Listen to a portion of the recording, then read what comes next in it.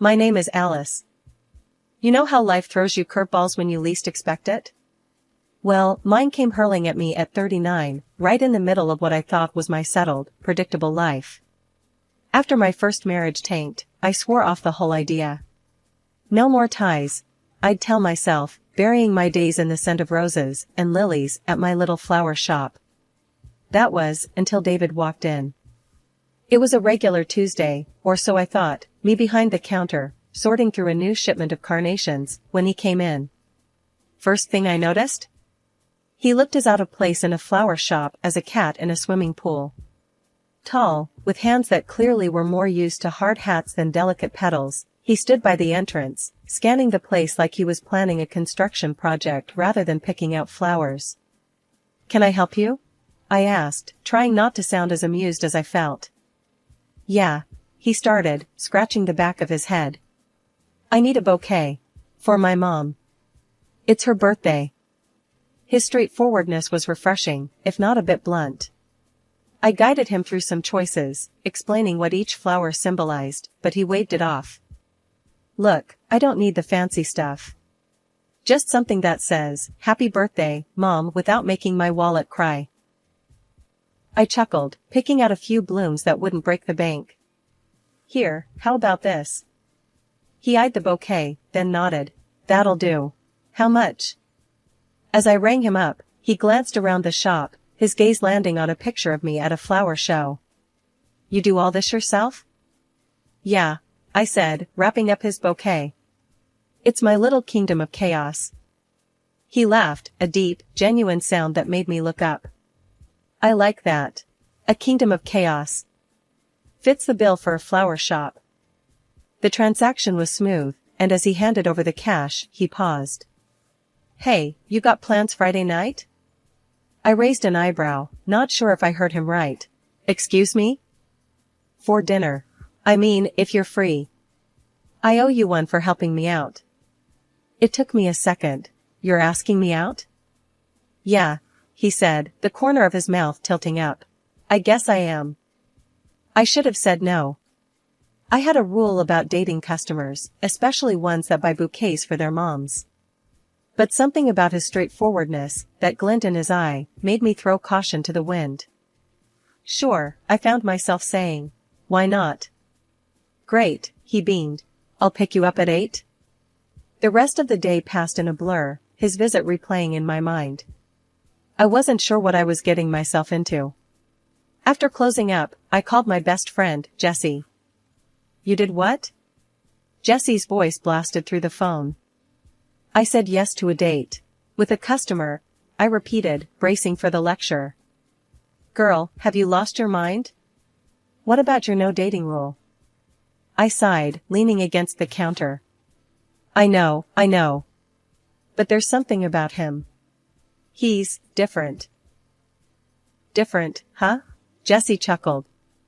"Well, don't come crying to me when he turns out to be a frog instead of a prince." I laughed, shaking my head. "Thanks for the vote of confidence." That simple dinner date? It morphed into something neither of us expected. What started as casual outings became late-night talks, and those talks, they turned into an affair that was anything but casual. David was like a hurricane, sweeping into my life, turning everything upside down in the best way possible. Before I knew it, I was in love. Deeply. Madly.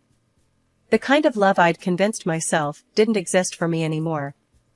One night, sprawled on the couch after another one of our movie marathons, David looked at me, his eyes more serious than I'd ever seen. "Marry me," he said, no preamble, no ring, just raw honesty in his voice. I laughed, thinking it was a joke. But the look in his eyes told me everything I needed to know. "You're serious?" As a heart attack, he shot back, a grin breaking through. "I'm crazy about you. Let's do this." For real. It was nuts. Insane. We hadn't even been together that long, but when something feels right, you just know. And with David, everything felt right. So, I said yes. Just like that, I was engaged, stepping into a future I'd never dared to dream of. Who would have thought that a year after saying I do, I'd be staring at a pregnancy test, two pink lines glaring back at me. Not me, that's for sure. After everything with my first marriage, kids were the last thing on my mind. Yet, there I was, about to start a whole new chapter with David, one that neither of us had planned for. "Babe, you in there?" David's voice came through the bathroom door, laced with a mix of concern and curiosity. "Yeah, just give me a minute," I called back, trying to keep my voice steady. When I finally stepped out, pregnancy test in hand, David knew. His eyes widened, and for a moment, neither of us spoke. The silence was deafening. "So, what's the verdict?" he asked, his voice a notch higher than usual. I held up the test, watching as his face transitioned from shock to something I couldn't quite place. Was it fear, excitement, or a mix of both? "We're gonna have a baby," I said, the words feeling foreign on my tongue. David stepped forward, wrapping me in a hug so tight it almost hurt. "Wow," he whispered. "Just, wow. We're gonna be parents." "Scared?" I asked, burying my face in his chest. "Terrified," he admitted. "But hey, we're in this together, right?" "Right," I agreed, though the fluttering in my stomach suggested my body wasn't as convinced. The next few weeks were a blur of doctor's appointments, morning sickness, and a never-ending carousel of emotions. With David often away on business trips, I found myself navigating this new reality solo. It wasn't easy, but the thought of the little life growing inside me kept me going. One evening, after a particularly rough day of nausea, I was sprawled on the couch when David called. "Hey, love, how's my favorite girl and our little bean?" he asked, his voice a balm to my frazzled nerves. "Your little bean has had me hugging the toilet all day," I grumbled, though a smile crept onto my lips at his enthusiasm. "Ah, the joys of pregnancy," he chuckled. "Listen, I was thinking, why don't you take it easy, quit the shop for a while? We've got savings, and this should be a time for you to relax, focus on the baby." I hesitated. My flower shop was my sanctuary, the one place where I felt in control. But as another wave of nausea hit, I realized David was right. "Maybe you're onto something," I conceded. "I'll think about it." "Good. And hey, I'll be home this weekend. We can talk more about it then." Hanging up, I felt a mix of relief and apprehension. Quitting my job meant embracing this new role fully, but it also meant letting go of a part of myself. Was I ready for that? David's return that weekend brought a sense of calm to the chaos. We spent hours discussing our future, making plans, and dreaming up names for our baby. It was during one of these conversations, curled up in bed, that I made up my mind. "I think I'm gonna do it," I said, breaking the comfortable silence. "Do what?" David mumbled, half asleep. "Quit the shop. For now, at least. Focus on being a mom." David propped himself up on one elbow, his eyes searching mine. "You sure? You love that place." "I do, but I love our family more. And who knows, maybe down the line, I can start something new. A flower shop that's also a nursery, maybe?" David laughed, pulling me closer. "You, my love, are brilliant. We'll figure it out. Together." And just like that, a new chapter began. Not just for me, but for us. It was daunting, sure, but with David by my side, I felt like we could tackle anything. Even the unpredictability of parenthood. The thing about dreams is, sometimes they're not yours, they're someone else's that just happen to bulldoze into your life. That's what happened with David's folks, specifically his mom, Linda. One lazy Sunday, Linda was over, again, gushing about the house. "Oh, darling, this place is just divine. So spacious, so elegant. Imagine the family gatherings we could have." "Yeah, it's great for the two of us, and the baby, soon," I added, trying to be polite but firm. I wasn't about to let her interior decorating fantasies run wild in my home. "Oh, but think about it. With me and Greg here, you'd have all the help you'd need with the baby." Linda was like a steamroller, paving over any hint of resistance with well-meaning but suffocating enthusiasm. Greg, David's dad, was a quieter sort. He'd usually just nod along to whatever Linda was saying, adding a thoughtful here and there. But even he seemed a bit more invested this time. It's a big house, dear. Lots of room for family. I glanced at David, hoping for some backup, but he was conveniently engrossed in something on his phone. Coward. Look, Linda, Greg, I appreciate the offer, really, I began, mustering all the patience I had. But David and I are looking forward to figuring this out on our own. We need our space, you know? Linda's face fell slightly, but she recovered quickly, her smile a bit too tight. Of course, darling, we understand. Just remember, we're here if you need us. The conversation shifted, thankfully, but the weight of it lingered like a bad smell. David caught me in the kitchen later, away from the prying ears. Hey, I know my mom can be a bit much, he started, looking sheepish. But you handled that well. A bit much? I scoffed, leaning against the counter. She's planning to move in, David. That's not a bit. That's a whole lot of much. David sighed, running a hand through his hair. I know. I'll talk to them, okay? Just give me some time. Time, I muttered. Sure. Because what we have plenty of right now is time and space to accommodate everyone else's dreams. David winced. I get it. I do. And I'm on your side, babe. Team us, remember? Team us seems to be playing a man down lately, I said, not quite ready to let him off the hook yet. He wrapped his arms around me, pulling me close. I'm here.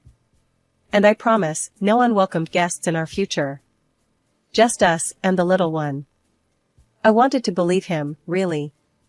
But the thing about unwelcome dreams is they have a way of showing up, invitation or not. And Linda, with her big dreams and steamroller tactics, wasn't the type to give up easily. The day Linda convinced me to go shopping with her was the day I realized patience was a virtue I desperately needed more of. It'll be fun, she had exclaimed, dragging me to what she called a little retail therapy. I should have known better. We hit the first store, and everything was fine until we got to the counter. Linda suddenly patted her purse and coat with a look of faux surprise. Oh dear, I seem to have left my wallet. Can you cover this, darling? I'll pay you back as soon as we get home. I was taken aback, but nodded, sliding my card across the counter. Sure, no problem. But then it happened again. And again. By the fourth store, my patience was wearing thinner than the soles of my shoes. We were in some fancy boutique, Linda holding up a dress that cost more than my monthly mortgage. Isn't this just darling? She gushed, not waiting for my response before heading to the checkout. As she once again performed her now familiar wallet pat-down, I felt something snap inside me. Linda, this has got to stop. I can't keep buying stuff for you. She looked at me, feigning confusion. But dear, it's no bother for you, is it? You've got plenty. A little shopping spree won't hurt. I clenched my jaw, trying to keep my cool. It's not about the money, Linda. It's the principle. You keep forgetting your wallet. Doesn't seem quite fair, does it? Her face turned a shade I had only seen on overripe tomatoes. Fair? I thought we were family. Family helps each other out. Helping is one thing. This is taking advantage, I retorted, my voice firmer than I intended. She scoffed, placing the dress back on the rack with more force than necessary. Fine. I didn't realize I was such a burden. As we left the store, the silence between us was as heavy as the bags in my hands. The drive home was tense, and by the time we pulled up to the house, I was mentally drafting an apology. But before I could say anything, Linda turned to me, her voice softer. Look, I'm sorry. I just got carried away. You know how it is. I nodded, though I really didn't. It's okay, Linda.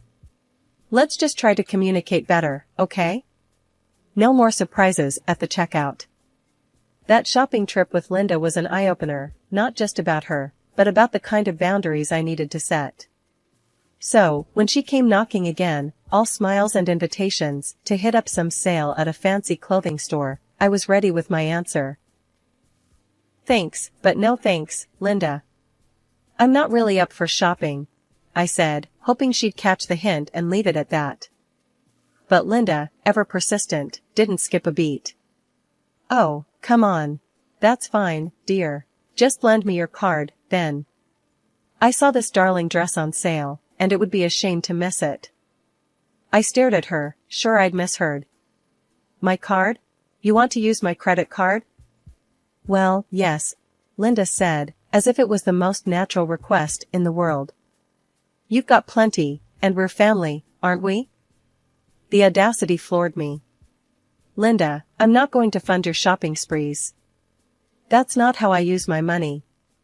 Her face turned a shade I'd never seen on her before, caught between embarrassment and anger. Without another word, she huffed out of the house. A week passed with no word from Linda, which suited me just fine. Then, out of the blue, she showed up with Greg in tow, both of them wearing their best concerned in-laws' faces. "We've been thinking about you, dear.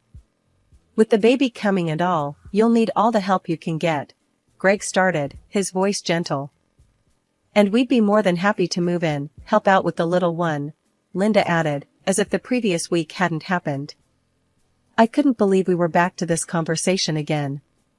"Thanks, but no. David and I have got it covered. We don't need any extra help."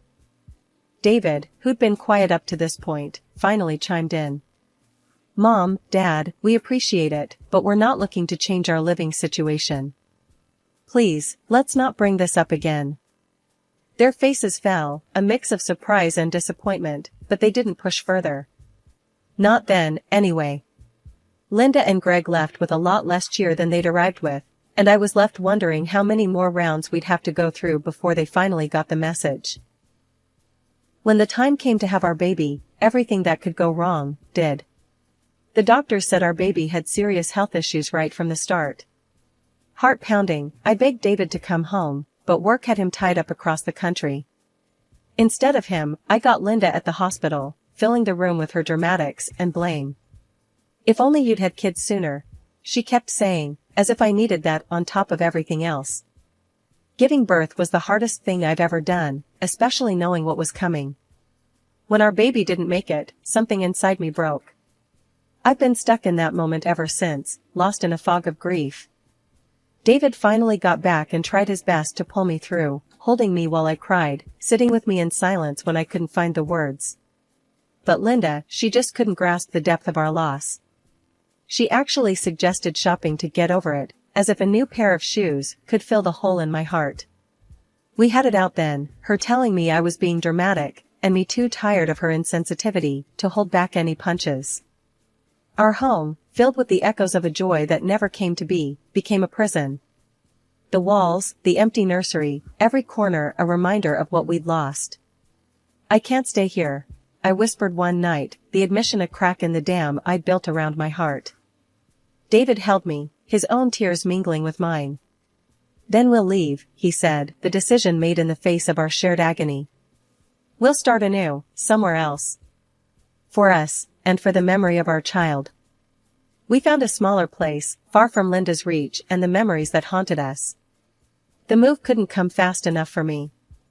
I was counting down the days, eager for a fresh start away from the pitying looks and the silence that echoed too loudly in the rooms where our baby should have been. The idea of moving, of leaving it all behind, was the first thing in a long time that felt like hope. Not the bright, shining kind, but the gritty, determined sort that gets you out of bed in the morning when nothing else will. I was ready to say goodbye to the house, to Linda's interference, and to the shadow of grief that had settled over my life. I was ready to try and find some kind of peace, or at least a place where the memories weren't so loud. The days leading up to the move were a blur of boxes and packing tape. David had to jet off for what was supposed to be a quick trip, another project that couldn't wait. I was elbow deep in sorting through our lives when my phone rang. The voice on the other end was supposed to tell me David's flight got delayed or something trivial like that. Instead, it dropped my world out from under me. Accident at the site. David didn't make it. I was frozen, the phone slipping from my hand. We'd just lost our baby, and now David? It felt like some cruel joke, a nightmare I couldn't wake up from. I was still in that daze when Linda showed up, her timing impeccable as ever. But instead of the shared grief I expected, her first words knocked the breath from me. "Well, we'll have to move in with you now." It's what David would have wanted. I stared at her, dumbfounded. Was she serious? Her eyes roamed the room, already planning, already imposing her presence in a home that was about to not be mine anymore. "How can you even think about that now?" I managed, my voice hollow. "David is gone, Linda. Doesn't that mean anything to you?" She waved off my words, her mind clearly set. "We need to think practically. You can't stay here all alone." It's settled then. I couldn't handle it. Without another word, I turned and walked away, the sound of her voice fading as I shut the door to my room. Linda didn't know the house was already sold, that in a month, none of this would be mine anymore. Not that it mattered. With David gone, it didn't feel like mine anyway. The day finally came to close one chapter and start another. After signing the papers and sealing the deal, I went back to the old place to gather the last of my things. The doorbell rang just as I was wrapping up. Expecting maybe the new owners or a late mover, I opened the door, only to find a truck loaded with my in-laws' stuff. My heart sank. Not now, not today. Linda was all smiles, announcing they were moving in to take care of me, as if I hadn't made it clear that I needed space, not more chains. I was about to respond when she just started directing the movers to bring stuff in, as if she owned the place. Just then, the actual new owners pulled up, looking confused and a bit annoyed at the scene. They asked who these people were, and I had to explain. They're nobody, really. Just some folks who got the wrong address. The moment Linda realized the house had been sold, she exploded, accusing me of stealing her dream, of ruining everything. It was all about her, her dreams, her needs. Not once did she consider my feelings, my loss, or what I wanted for my future. Her husband, ever the quiet one, then had the audacity to suggest they move in with me to my new place. As if after everything, that was somehow going to be okay. I was beyond words. "Look, I don't know what fantasy world you're living in, but you're not part of my life anymore. Not like this. You need to leave." I turned to the new owners, my face burning with embarrassment. "I'm so sorry. Let me help you get them off your property." The suggestion of calling the police was enough to get them moving. They left, taking their truck of broken dreams with them. Settling into my new place was like stepping into a fresh start, a chance to build something from the ground up, just for me and, as it turned out, for someone else too. The house felt empty at first, like it was waiting to be filled with life and laughter again. And life, unpredictable as ever, had a plan. The insurance money came through sooner than expected, a bittersweet reminder of everything lost. But it gave me the means to start anew, to do something meaningful. That's when I decided to adopt. There was a little one, abandoned, needing a home as much as I needed to fill mine. Bringing that child into my life, into my home, changed everything. It felt right, like this was meant to be my path all along. As for Linda and her husband, last I heard, they blew through their money on foolishness and ended up in some cramped apartment. Can't say I'm surprised. They were always more about the show than the substance. Serves them right, I muttered to myself when Jessie, my best friend, brought me the gossip. But I didn't dwell on it. They made their choices, and I made mine. Jessie, ever the rock, dropped by one day, her usual whirlwind self. "Look at you," she said, eyeing the chaos of toys and art supplies that now decorated my living room. "Who would have thought, huh?" I smiled, watching my child play. "Not me, that's for sure, but I wouldn't change a thing. David would be over the moon," she added softly, leaning on the counter. "Yeah," I sighed, my heart heavy with missing him but filled with love for the life we were building. He would be. Our life moved on, filled with the small adventures and challenges of raising a child. My heart, once broken, began to heal, wrapping itself around my new purpose. This wasn't the life I had planned, but it was the life I was meant to have. And through all the ups and downs, I felt David's love, a guiding light through the darkness.